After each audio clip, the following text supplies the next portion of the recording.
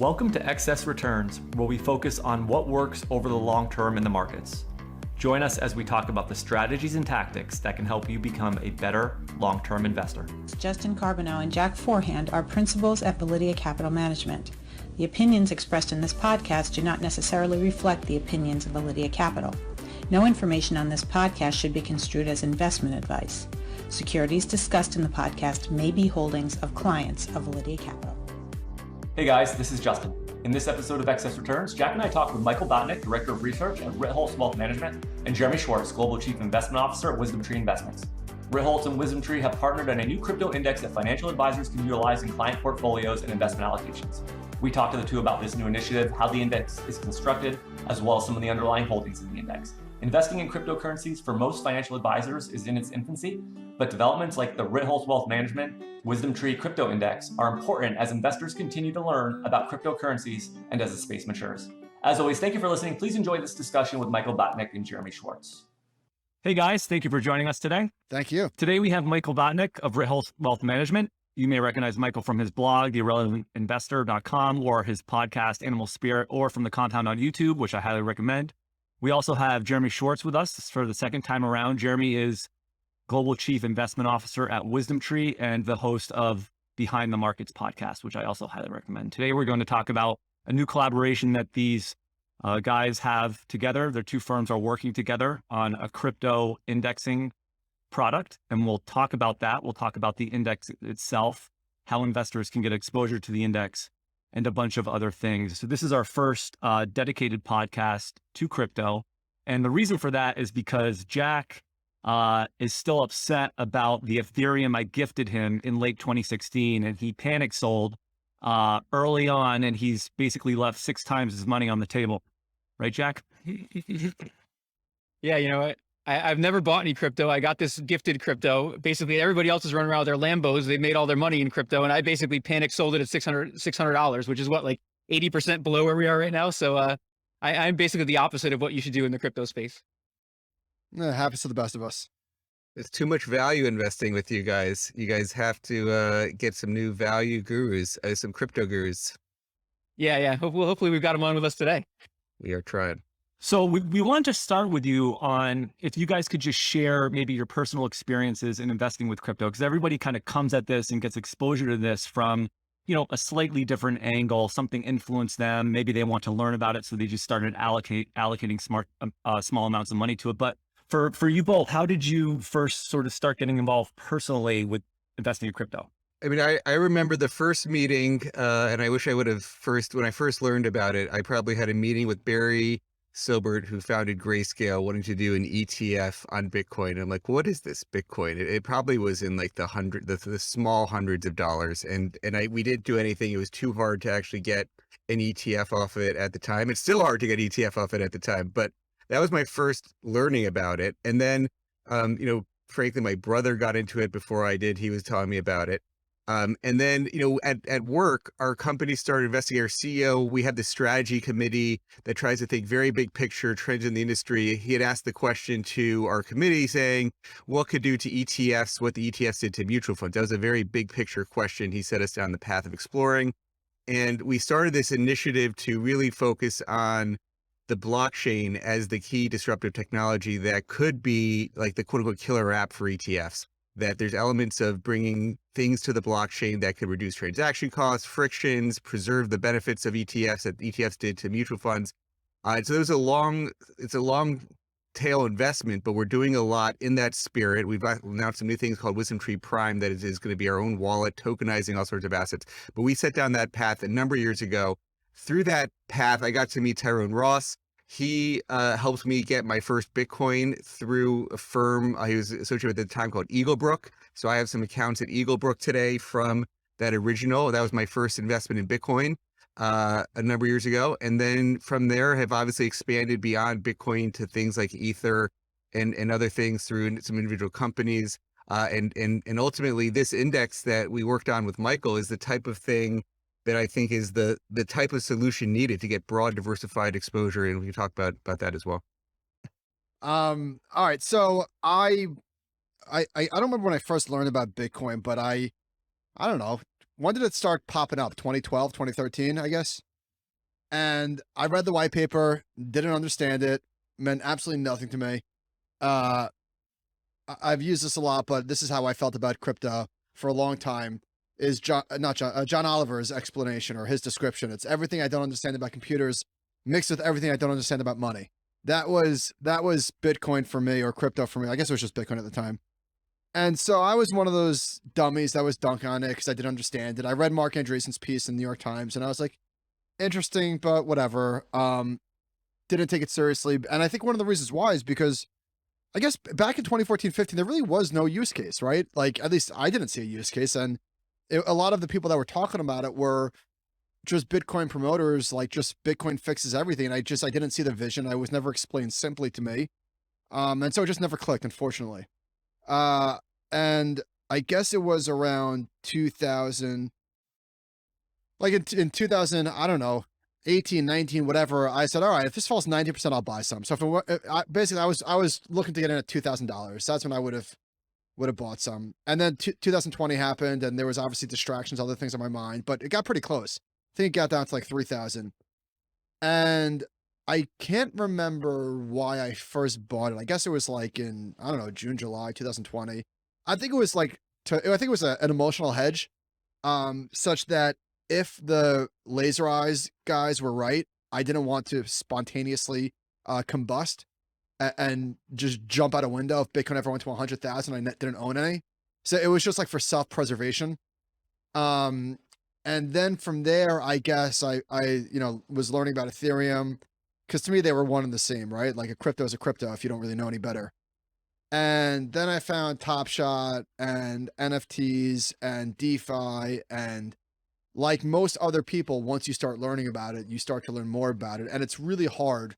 Like I'm totally empathetic to the fact that most people think it's a scam or tulips or whatever. Like I totally get it, because if you don't see the use case and all you see are like the maniacs yelling about it, that Bitcoin fixes everything, how could you not think it's a scam, right? And so I have spent a lot of time educating myself, and I'm much more into the technological aspects. Not that I'm a techno person. Like I don't speak computer language, but the future of the rails of the financial future, like, has me much more excited than there will only ever be 21 million Bitcoin, inflation, replacing the dollar. Like that, to me, that all sort of falls on deaf ears. I get it. It's just not my thing. So I'm much more excited on what this is going to become. And I think that from an investor's point of view, it's really truly one of the few asset classes out there today that can exponentially increase over the next 5 to 10 years. Will it? We'll see. But I think that's why you're starting to see a lot more macro people get interested in it, because the risk profiles of this asset class are unique. So that's interesting. So you kind of had Jeremy, you were kind of coming from the top down wisdom tree. This is like an area we're going to focus on. Michael was more like bottoms up, got exposure to it, was learning about it through maybe buying some of the NFTs, dabbling in some crypto. So how did your two firms actually decide that, okay, let's collaborate, let's work on this index, let's try to bring this index to financial advisors for their clients? Yeah. So one thing that I forgot to mention, just along with like the journey of discovery, like I remember I read a post or an article, I don't know what we're calling, an essay, whatever it was. It was a PDF, a big fat PDF from Bitwise and the CFA Institute. And it was probably 60 pages long, but there was a lot of like plain English. And I was like, I wish I read this 10 years ago. Like, finally, English, I understand what this is doing. And so they've been great, some of the stuff that they've put out. And I think it's a shame that we don't really have like more of that. And it exists, obviously. But I guess the point is what most people see that aren't interested in spending time. And I'm not suggesting anybody go down the rabbit hole, but there's like actual things going on besides for just price go up, which, by the way, price don't go up. Price seems to only go down. But in terms of like getting together with Jeremy, so me and a few of my partners invested a little bit of money into OnRamp. I can't remember when. I don't know, whatever. A year and a half ago, whatever it was. And we're not interested. We were not interested in the original use case of being able to see held away assets, like being able to see what our clients own outside away from us and bringing it into their financial plan was cool, but like not a huge use case from my point of view. Because it's not like we have a lot of clients that just so happen to have $3 million in Bitcoin where it's where it's an essential part of their financial plan and their assets, where we have to report on it. But what I started to get more and more interested in was a better way to deliver a crypto exposure to our clients. Not that anybody was really banging down our door and saying, get me in. But my feeling is that, let's just say 0% of advisors are allocating to crypto today. I think it's going to be a lot higher than 0 in 5 years. And I wanted to have a solution for clients that do want exposure to it, right? Other than just like go open a Coinbase account and good luck. And so we started to think about what would a portfolio of crypto assets look like. And the way that I was describing it was a modified market cap weighted portfolio, because if you build a market cap weighted portfolio, you've got a bunch of meme coins, you've got some sketchy coins, you've got stable coins, and it's not, so you have to make some decisions. And so I called up Jeremy one day and I was just like, hey, what are you guys doing with OnRamp? Because I see that like they're doing model portfolios and I just wanted to learn more. And so Jeremy said, well, why don't you go first? What are you thinking? And I told him what we wanted to do. And he said, we're like doing the exact same thing. Why don't we work on that together? Would you be interested in doing that together? And from our point of view, it was a no-brainer, because WisdomTree, and Jeremy could speak to this, has a whole team of digital asset experts. They're already managing products in Europe. And so being able to outsource a lot of the construction of the portfolio to Lem was beyond a no-brainer. So Jeremy, why don't you take it? Yep.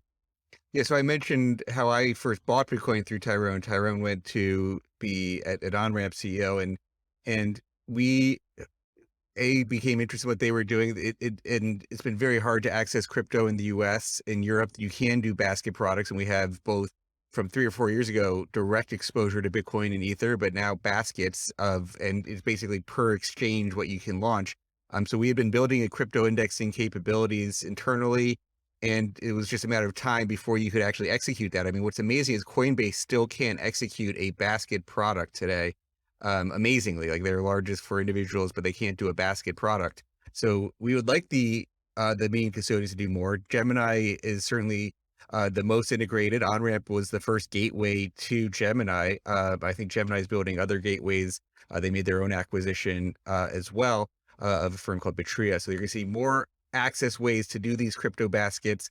So certainly we wanted to deliver that. ETF, again, is far away. Even for spot Bitcoin is far away, yet alone something that is diversified across the ecosystem. And as sort of jointly interested parties in OnRamp, I think it became a nice collaboration, and to work with Michael and his team's been fantastic so far.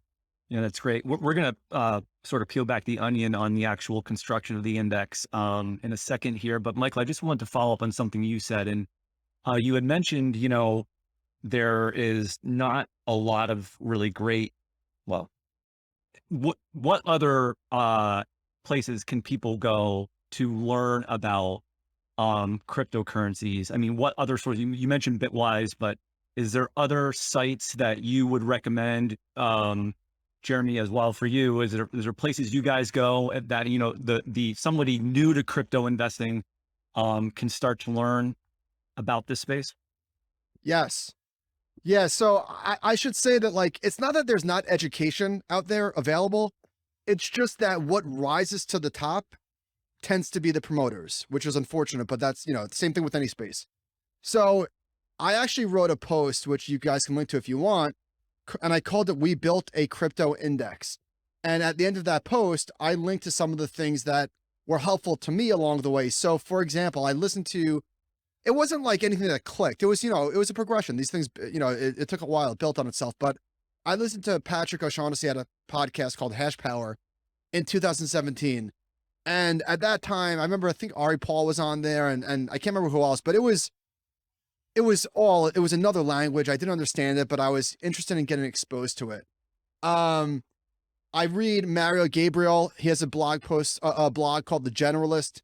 He wrote a piece on Sushi Swap that explained to me how the automated market makers work. Chris Dixon is great. He puts out a lot of stuff. Like I said, Matt Hogan and the team wrote about the power of the blockchain. They called it self-driving banks. That really clicked with me. This guy, Eric Peters, writes a lot of stuff about it. Bill Miller's helped me.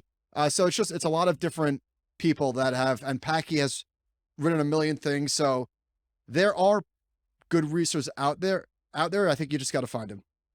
And so we have a strategies page also called the Wisdom Tree on our main website.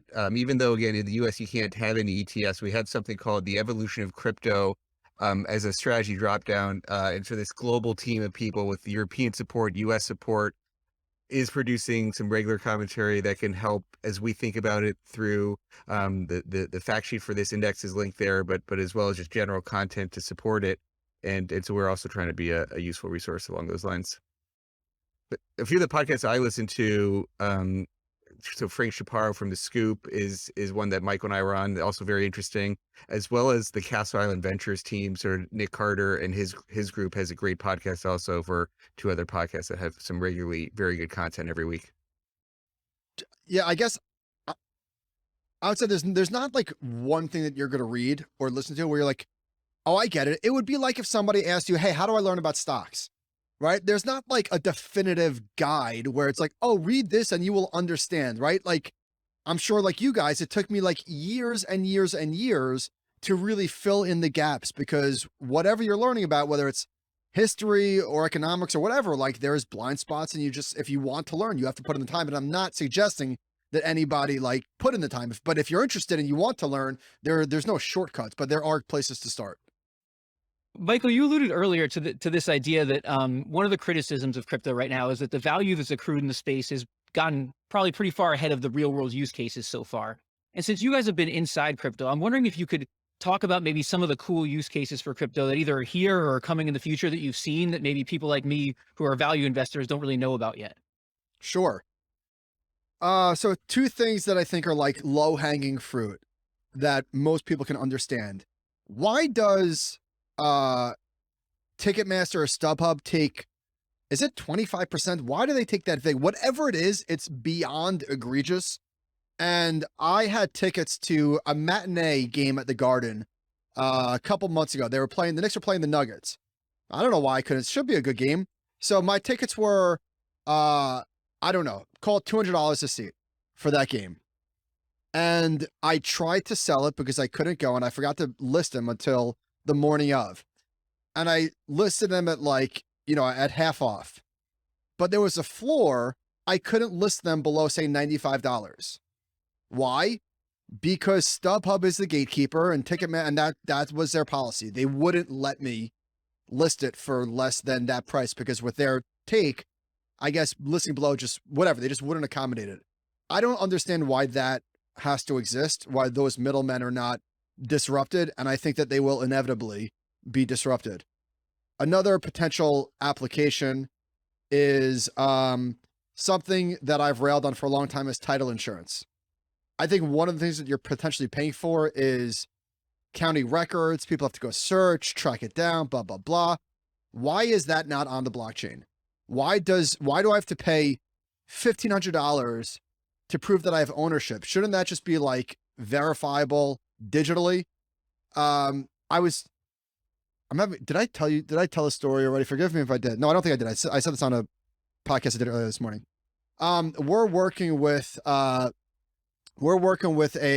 computer science guy. I guess he's like a computer engineer and was used to building on whatever rails that they build on. And I asked him, so he's doing something for us on the blockchain. And I asked him, how has it been? And this is not a crypto guy. I asked him, how has it been? And he said, it's magical. He said, what used to take me 5 years ago, it would have taken me like weeks or months, I'm able to do in a couple of hours. So obviously I can't speak to that, but the technological improvements that are going to happen on the blockchain are, I know it sounds like kind of boomerish, and cliche, but that's some of the things that have me excited. And then I guess maybe Jeremy, why don't you talk about some of the exciting things that are going on in DeFi?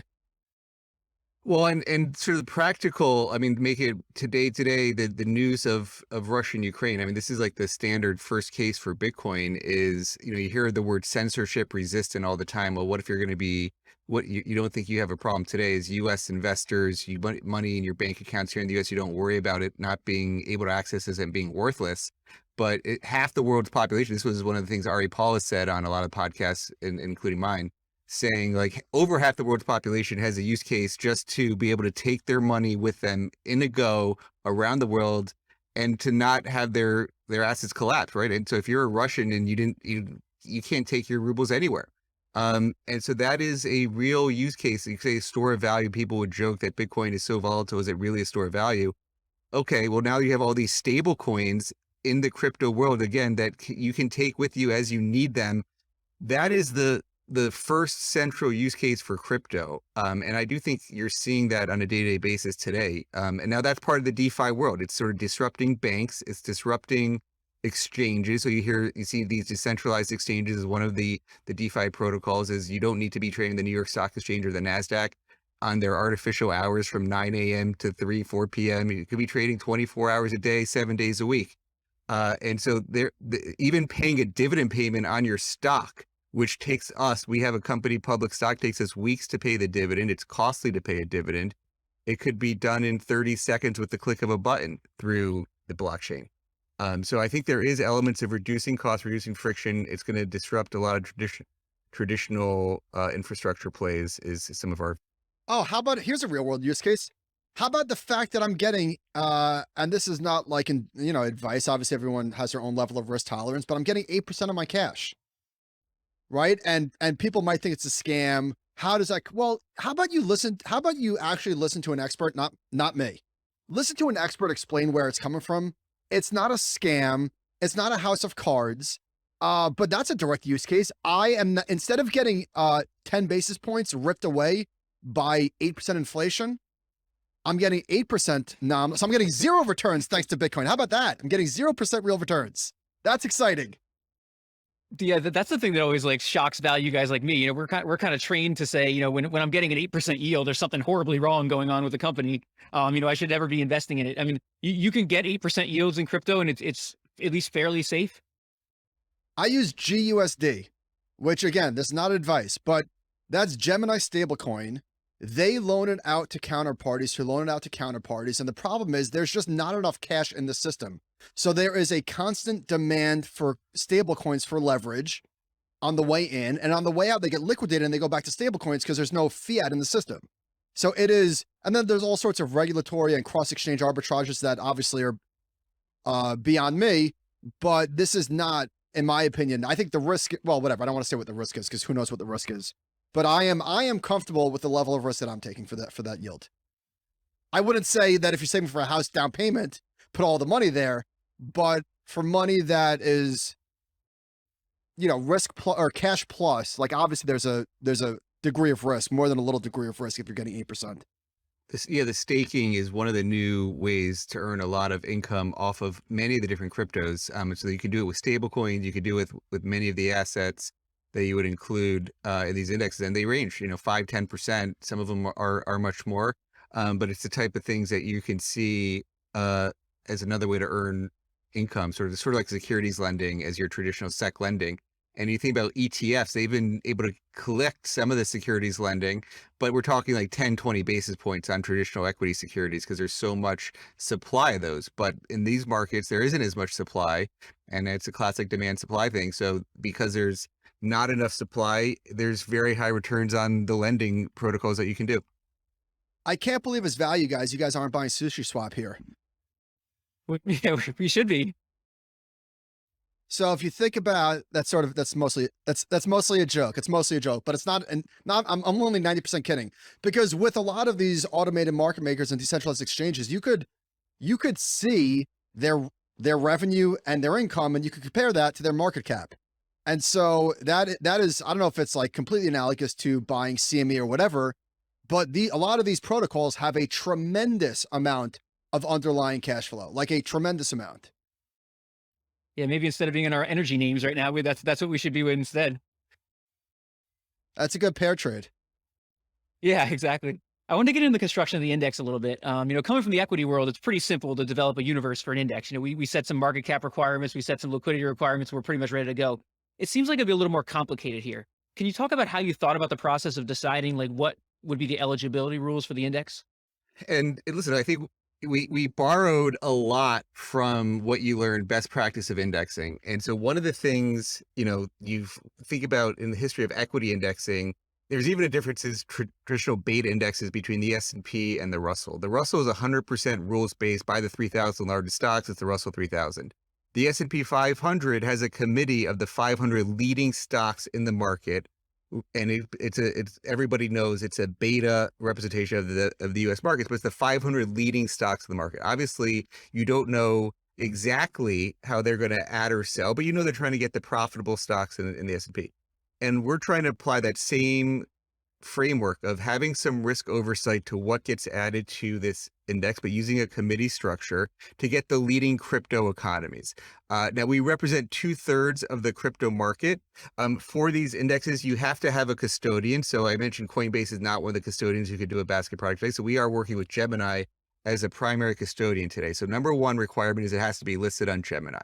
Gemini itself has its own criteria and risk features to get added to. So there's already a level of diligence and risk oversight of getting added to Gemini, and that they've passed their first set of screens to make it available. But then we're going to have our further set of screens. And obviously we're going to have Bitcoin and Ether as big positions. And they were roughly a little bit less than 60%, sort of 2-to-1 ratio, a little bit more Ether in that perspective of 2-to-1. But we then had 11 coins at 4% weight at the very initial construction. Things have now floated around, and we were just on a crypto committee call this morning, Michael and I, and you've seen Luna, who started at 4%, got up to 10% because it's massively outperformed everything else. And Luna is one of the sort of base layer 1 protocols that have been used for stablecoins. We talked about the surge in demand of stablecoins, and Luna has really benefited from that. We've tried to get a broad representation of the different types of crypto assets. We could talk through each of the ones that we've added, but the main idea is try to be broad beta, try to get overall exposure, and then add new things as they become available on Gemini. And we have some real-time examples of looking at that today. Yeah. So to Jeremy's point earlier, we had a meeting, and his team is phenomenal. To be able to see the traction in terms of revenue, user growth, number of transactions, whatever it is fantastic. Looking at sort of constructing the index in more detail, you established 6 themes that were going to sort of be the basis you were going to build the index on. And, to be honest, looking at this, for someone like me who knows about Ethereum and Bitcoin, I don't even know what some of these things are. So I was wondering if we could maybe step through these 6 things individually, and you could just maybe tell listeners sort of what they are. The first one is the layer 1 network. Yeah, so these are all the main protocols that you're operating on. So these are the ones you're the most familiar with. So Bitcoin and Ether are layer 1 protocols. The other ones we have in there, I mentioned Luna, which was that stablecoin enabler. So it's the protocols that you're operating on. The other ones in there are Phantom.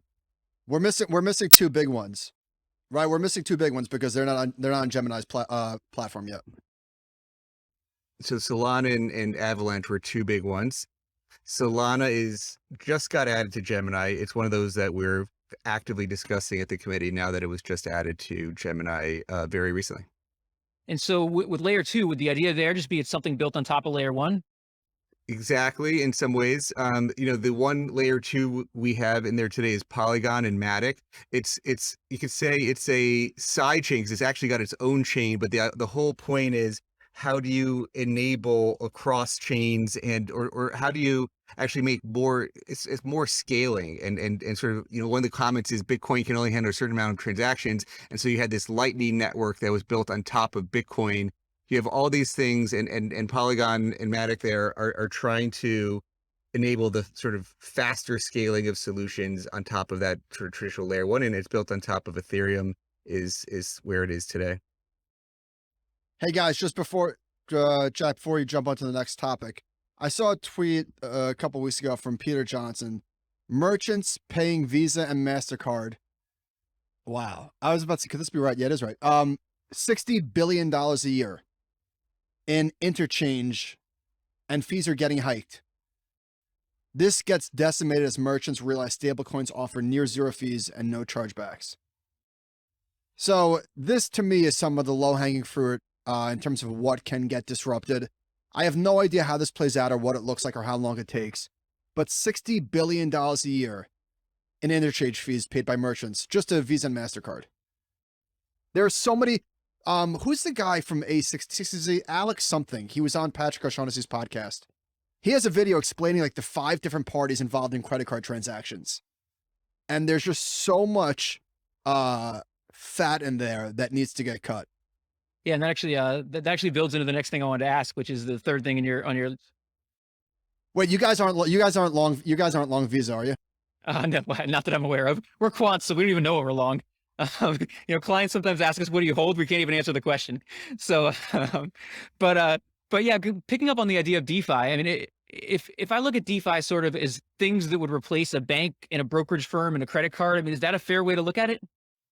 Certainly. So you have a number of the DeFi, that is our biggest allocation outside of the layer 1. So we have Uniswap and SushiSwap. Those are these decentralized exchanges. So it is competing with the NYC and NASDAQ as that for crypto. You have what Michael was talking about in terms of the lending. There are firms that are doing borrowing and lending. So like the banks of crypto. And so there's liquidity providers like Aave, which is one of our coins. You have Yearn Finance, which is another finance lending protocol. In terms of the up and coming ones, we're looking at Curve, which is one where the total value locked, and this is sort of like how many people are putting their crypto that they can earn, sort of putting it for long-term capital, so you could earn rewards on that. Curve is one of the upcoming ones that we're evaluating. But yeah, this is sort of the new rails of finance for borrowing, lending, trading. That is traditional DeFi. So total value locked represents how many people are in on the scam, right, Jeremy? How many people are trying to earn returns on their capital? When I saw the next one, I thought Larry Ellison was involved in this thing or something, but because I have no idea what this is. But what is Oracle? So, what is a smart contract? Ethereum's an example of smart contract. They're not quote unquote smart. They're just computer code. And so what you have to do if you're trying to bring the real world to these smart contracts, you got to have data. And so these Oracle networks is really about trying to bring real world data to the smart contracts. And it's a key part of what you heard Michael talking about, lending and yield farming and asset management and all sorts of things. These Oracle networks, this is actually one where it's sort of the old tech meets new tech. You just heard Eric Schmidt join the Chainlink Labs board to advise them on how to make sort of Google-like stuff come to the blockchain. And so this is where you see the old tech is trying to embrace the new tech, and Eric Schmidt joining that board is, I think, a very interesting example of that. So Jeremy, with Chainlink, for example, would this be a way to potentially grab somebody's credit score and bring it onto the blockchain? Exactly. It's all sorts of things. They talk about weather, they talk about pricing, anything that's trying to bridge the real world. I mean, the key for the smart contracts, you got to have data and you got to have reliable data. And that's why I think why a Google founder would be interested in it. But yeah, any data bringing it to the blockchain is what Chainlink's about. And by the way, the credit scores are probably going away as well eventually. I was listening to a podcast with somebody the other day. There's a big company out there that's doing this, using machine learning and stuff. I mean, credit scores are probably going to be a thing in the past and the future as well. Hope so. The fifth one people are familiar with, but they probably aren't familiar with how you invest in it, and that's the Metaverse. Can you talk about that a little bit? So yeah, certainly this got a run up after Facebook became Meta, and you had Decentraland, which is one of these virtual worlds. You can think about living in the virtual worlds. Our kids are going to be spending a lot of time in the virtual worlds, and people are starting to buy land in these metaverses, and Decentraland is one of those places that are selling property and plots of virtual land. The NFT world is another one where a lot of this is NFT oriented. That's one of the things that you saw got Michael interested in other places, people buying a lot of NFTs.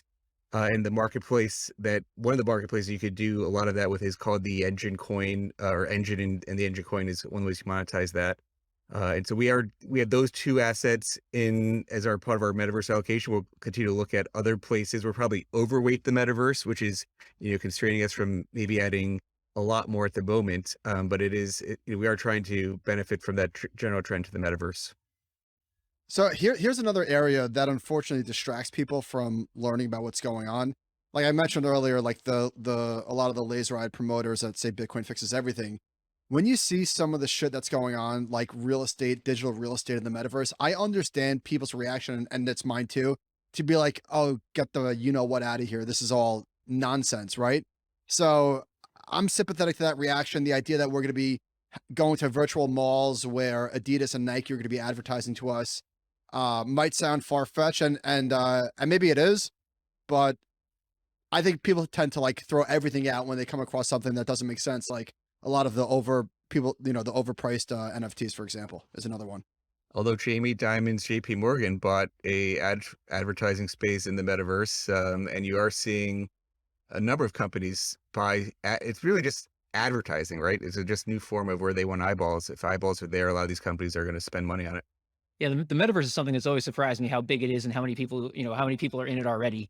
When I listen to, like you referenced Patrick's podcast before, he's had some great people on talking about the metaverse. It's pretty amazing what's going on there. Just to touch on the last one, people are probably familiar with the idea of indexing from equity investing, but I have a feeling it's a little bit of a different thing here. So can you talk about the last theme, indexing? Yep, the graph. And so the indexing services, this is more like Google for crypto. And you've actually heard Vitalik, from the founder of Ethereum, talk about how the graph is going to be one of the things, as there's so much history on Ethereum, is how to, it could slow down the processing on Ethereum given all the history. And the graphs technology is going to allow much easier search of past data on that. So just think of it as the Google for the blockchain is the way to think about it. And the more data that gets onto the blockchain, the more you're going to need a powerful search engine for it. And so that's the general case for that. We're going to be talking with the graph founder on Behind the Markets next week, actually. So that'll be an interesting one. If people want follow-up information, that'll be a very interesting deep dive with her. You talked about this a little bit about this earlier, but I'm wondering, once you identified the themes, how did you decide which assets went under each theme? Were you just trying to get the leaders inside of each theme?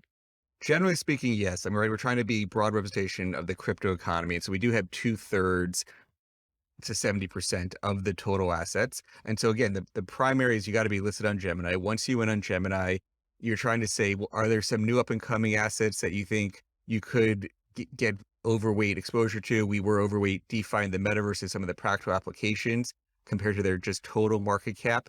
But it is, we had started off at equal weighting across these 11 altcoins, you'd say, besides Bitcoin and Ether, but you could see natural gravitation. Luna more than doubled and some have fallen. And we're not going to be, quote unquote, buying the dip on all these losers. We're going to let the market sort of vote and the winners win, and the losers, we're not going to continue to plow into them. We're just going to let that drift around. But, if you see something that dramatically increases more than its market cap weighted representation, that is something that you could think about trimming if needed. You think it's gone up way more than you otherwise would have put, because you put a 4% starting weight in it. And that's the kind of conversation we're having, right now actively. And do you have any quantitative rules? So in other words, if Bitcoin became like 70% of the index, would there be a quantitative rule triggered, or would that be the committee would decide what to do? It is a committee, but I'd say, we are in spirit, between Bitcoin and ETH, the two main assets. Like we have talked about, if ETH ever flipped Bitcoin, you're not going to, force an artificial lowering of Ether below Bitcoin. I think it's a harder question on things that you start at a 4% position that you're materially overweight already, just because you're having 10 coins to represent hundreds of coins. So you're overweight a smaller asset. Let's say that doubles or triples in size. Then you're further overweight it. And the question is, do you want to be that much overweight a smaller asset? So that's the real harder question. But I think we'll look to keep those, risks balanced based on all the market dynamics. And how often do you think about rebalancing it? So do you rebalance it sort of on demand when the committee decides, or do you have a regular schedule where you do it? We're having monthly committee meetings, but as I mentioned, the triggers of new assets coming on Gemini could trigger something, out of a monthly cycle. And so as that is going to be one of the triggers, is as new assets come available, we have a short list of coins that we want to get added. And as they become available, those become easier committee decisions to look at them and try to add them for the diversification properties and total market representation. But we're not going to be rebalancing because we're going to let the market do that for us. If ETH flips Bitcoin, that's going to be reflected in the portfolio. Imagine like the S&P 500 rebalancing for the last 20 years, selling Amazon and adding to General Electric, right? Like we're not going to do that. We're going to let the market go where it goes. Well, we're value guys, so we did do that. No, I'm just kidding. And how do you think about you alluded to this a little bit before with Solana. when new assets come on the scene, you'll sort of put them before the committee and you'll decide whether they deserve a place in the portfolio? Yeah, so we did that today. We did that today actually with Solana. We were looking at some of the metrics behind it, comparing it to the other layer ones, and we're saying, all right, we're already either overweight or underweight layer one, so maybe we just want to take from layer one as opposed to grabbing an overweight area. So those are done at the committee level. So there's no like quantitative rules. So it's a committee decision.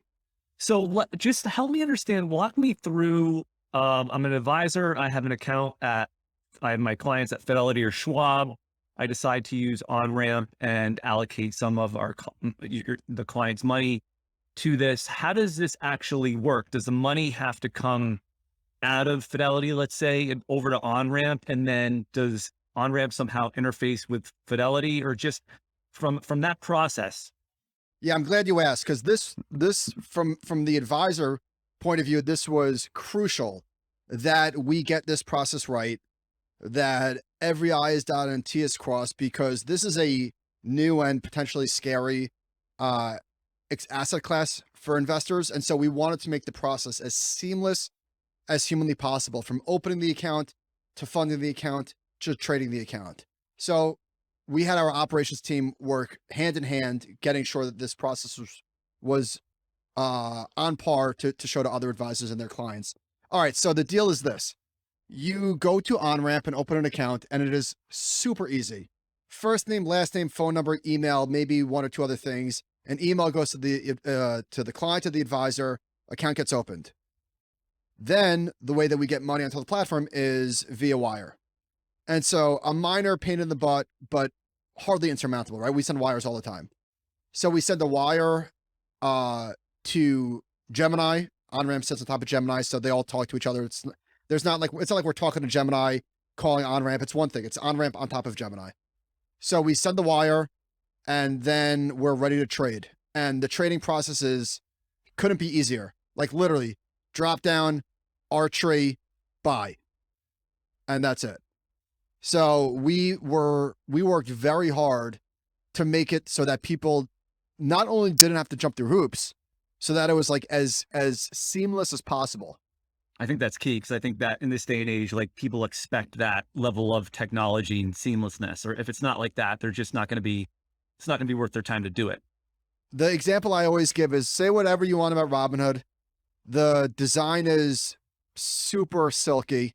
It's so easy to use. It's so easy to get an account set up. It takes 2 seconds, right? So it's not like a giant shock that the app was successful. It's a pleasure to use. I mean, one of the things that I think some investors still have concerns over is sort of the security of cryptocurrency and whether their money can get hacked or stolen. I mean, you still hear these stories, although I would imagine places like Gemini and Coinbase, I mean, the amount of money they've raised and probably spent on cybersecurity is huge. So, I mean, Michael, you may have even talked about this on that webinar I listened to, how far they've come from a sort of cybersecurity standpoint on the custody side. I think if they get hacked and they don't make their customer whole, they're going to zero, right? So that's not a particular concern given the size of the company and their ability to bridge the gap. God forbid something happens. Jeremy, there was a hack at Wormhole that Jump Capital, I believe, plugged that $300 million hole or made investors fall in like 2 seconds. So I'm not particularly that worried about that. I mean, the thing there's different ways you could have your own private keys and put it on like your own USB device to try to store your private keys. I mean, that's certainly one way to do it. You could also then lose your private keys, lose your passcodes, and that's one of the risks. Or you could go to an exchange like a Gemini, and you're sort of outsourcing your protection to them. I mean, we have done institutional level due diligence on firms like Coinbase and Gemini, and are working today in the ETF provider with Coinbase as one of our custodians for ETFs. So we have gotten comfortable on their security protocols and feel very similarly about Gemini, working on with them on various diligence packages as well. So we evaluate and due diligence on the custodians we work with, just like any other custodian like State Street or BNY that we work with on traditional equities. Here's what I was going to say. I remember. We are not promoting this to our clients, where my advisor force is out there calling all of their clients to pitch them on this. This is not in our model portfolios. We're not recommending this for every client. This is for people who ask, hey, I want to learn more about crypto. Hey, what do you think about crypto? I want to get exposure. That's what this is for. So I would say, I don't know. I'm going to guess, I don't even want to throw out a number of what percent of our clients have this. But it's certainly less than half. And I expect that to probably grow in the future. But that's how we're positioning this. It is, depending on somebody's risk tolerance, I don't know, mid-single digits, right? We want to, if it works and it grows as we hope it will, we want there to be like enough exposure that it's, meaningful if we're right. But also we have to balance the fact that like, this is going to fall 30% in a weekend, right? And that's just a completely different risk profile that most investors have to grow comfortable with. Yeah, so you're talking something like a 5, initially for somebody with a, long-term time horizon, high risk tolerance, somebody like me, maybe a 45-year-old, 5 to 7% initial position in the index, something like that. Yeah, I think that feels about right. I wanted to ask, taxable accounts or taxable end IRAs? I actually just spoke to the team at OnRamp before I jumped on this call, and they are working on retirement accounts. Right now, that's not an option. And we're keeping the turnover low, which is a good thing. I mean, ostensibly at some point, these accounts will get liquidated, whether, for whatever reason. So we would like to have some sort of solution for qualified accounts as well. Yep. Yeah, that'll be good for people with retirement accounts, IRAs. One last question before we get to our standard closing question for both you guys, but how much knowledge, and maybe Michael, this is to both you guys, how much knowledge do you think an advisor really needs to have in order to allocate their clients' capital to crypto? Because this is obviously, as we've talked about, we've really just touched on the surface here, which I think some of those references that you made earlier are going to be great for people to investigate and learn about crypto investing. But, if you're an advisor out there and you're interested in crypto, like how deep do you need to go, do you guys think, to really feel, and this is an advisor by advisor, so everyone's going to be different, but I'm just wondering how much knowledge you guys think advisors really need to have to allocate to an index like this, where you guys are actually doing the work and selecting the assets and doing the weightings and stuff like that. So I'll speak for myself. I cannot go deep. I don't have the ability to go beyond the basics. And I think that's fine. I think when clients want you to invest their portfolio on their behalf, they trust you to make basic decisions. And so, for example, if you want US large cap exposure and you invest the Russell 1000, they're not asking you to drill down on the energy sector, right? Like they want US stock exposure and they trust you to deliver it to them in a way that's responsible, that's going to broadly track the US large cap investable universe. And I think that's what we're trying to do with crypto. So I don't think that any advisor needs to feel that have imposter syndrome, where like, listen, if you're going to recommend it and you're going to like pound the table in it, then you better know what you're talking about. But advisors that want to be able to give this to clients who ask about it, I don't think you need to worry about becoming an expert. And I think with a lot of things that start like this, it's like, why did I first buy my own first crypto allocation? It's like, we were going to start looking at it for Europe. We were starting to look at it, how to transform our business. There's nothing like doing it yourself to understand before you do it for your clients. And like, you care a lot more once you have your own money on the line. There's always that point. And so I started making my own personal investments because I wanted to start studying and caring about it a lot more. And that there's nothing like doing it yourself. So I think people should think about it. How does it fit into their own? I mean, I started like at 1%, and that was essentially what I started looking at, between a basket of some of the individual companies and the assets. And then, it's had a nice problem of it become a bigger percentage. And I've sort of let it grow. I haven't felt like a need to completely lower my allocations. I just sort of let it run generally with a few of the trimmings. But I think in general, I like that there's now a diversified index option, and you don't have to speculate on a lot of the individual things and get tempted to trade around a lot of things. You could get broad diversified exposure without having to speculate on a lot of the individual things moving around. And I totally agree with that. I think if you're interested in it, doing it yourself is the best way to learn about it. Like Michael, I think even you and Ben may have been talking about those DeFi indexes. and I was listening to your podcast. And as a result of that, I said, okay, let me just, allocate a little bit into these so I can sort of learn what is in these, how to buy them, because you can't buy them on Coinbase. You actually have to buy them on Coinbase Wallet, which is a completely separate thing. So anyway, I definitely think learning by doing is always sort of a really good way to get your arms around something new. Just a standard closing question here. You guys I'd like for both of you to answer it in just the quick remaining time we have. Based on your experience in the market, if you could impart one piece of wisdom or teach one lesson to your average investor, what would that be? Oh man, I wish I was prepared for this. One piece of wisdom. Whew.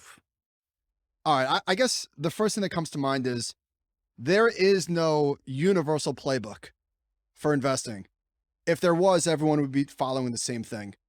So there's no 1 or 10 right ways to invest. And there's probably a lot of wrong ways to invest. But there's also a lot of reasonable ways to invest. And the most important thing, in my opinion, is getting to the place where you're comfortable doing what works for you. Even if that's, something that would be subpar in a spreadsheet, 40% cash, 60% equities, whatever it is, whatever you have to do to get to the place that you can stick to the strategy through thick and thin.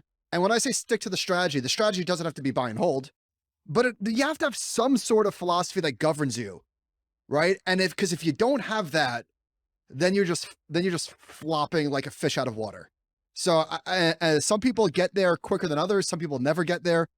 But I think that would be the most important thing, is just to find whatever jives with your personality is the most important thing.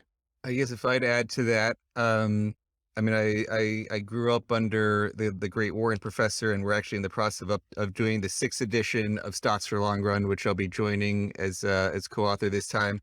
And so I think if I have one word of wisdom, it's stocks for long run. Now the question is on other things, and that's a lot of diversified stocks for long run. So buying index funds, buying broadly diversified baskets, things like this, where I think this crypto conversation comes in, is I view it as one of those, you have a core allocation, called 80-90% of your assets in a core long-term strategy, but you might have 5-10% in things that you think have these bigger growth opportunities. It gives you to have more trying to quote unquote beat your core allocation, or things that you're more speculative, you might say, or things you enjoy trying to find, or have that separated account from your core allocations, I think is something to be thinking about as well. Jeremy, are you writing a book, Coins for the Long Run? Not yet, but that sounds like the next one.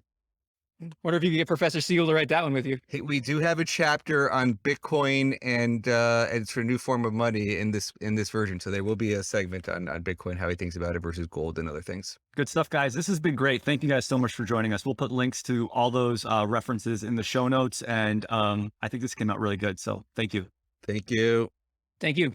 All right, guys. Thank you. Hey guys, this is Justin. Thanks so much for tuning into this episode of Excess Returns. You can follow Jack on Twitter at @PracticalQuant, and you can follow me on Twitter at @JJCarbonell. If you found this discussion interesting, please like us on iTunes. Thanks again and see you next time.